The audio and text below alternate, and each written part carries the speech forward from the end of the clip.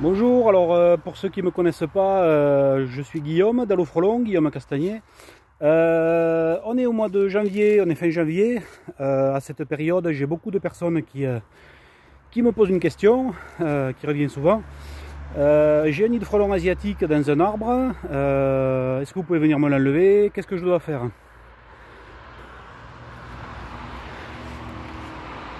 Voilà le genre de nid qu'il y a à cette période. Est-ce que vous remarquez quelque chose sur ce nid de spécial? Voilà, il est troué sur le dessous. Il pourrait être troué sur les côtés ou aussi il pourrait n'y avoir que les galettes intérieures visibles, c'est-à-dire que toute l'enveloppe extérieure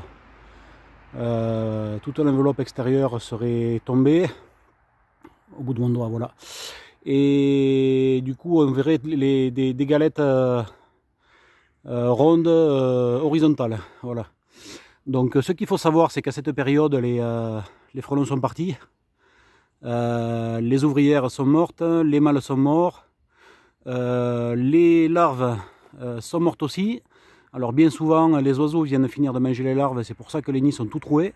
Donc là c'est peut-être un oiseau qui est venu sur le dessous, un oiseau ou plusieurs oiseaux qui sont venus manger la fin des larves dès qu'il n'y a plus de frelons adultes. Donc voilà, un nid comme ça il ne sera jamais recolonisé, c'est ce qu'il faut... Ce qu'il faut savoir, c'est ça, c'est que ce nid-là sera jamais repris. Voilà. Du coup, à partir du mois de mi-décembre, fin décembre, début janvier, selon les années, selon la météo, selon les régions, ça ne sert plus à rien de les enlever. On peut quand même les enlever, ça n'empêche pas. On peut les décrocher et les descendre de l'arbre.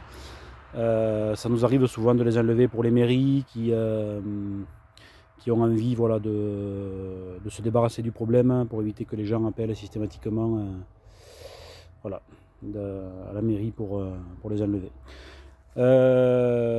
Donc voilà, petite info sur les frelons asiatiques. Le nid primaire commence au mois de février, mars-avril selon la saison, selon l'année, selon la météo. Il se développe, il grossit jusqu'au mois de décembre.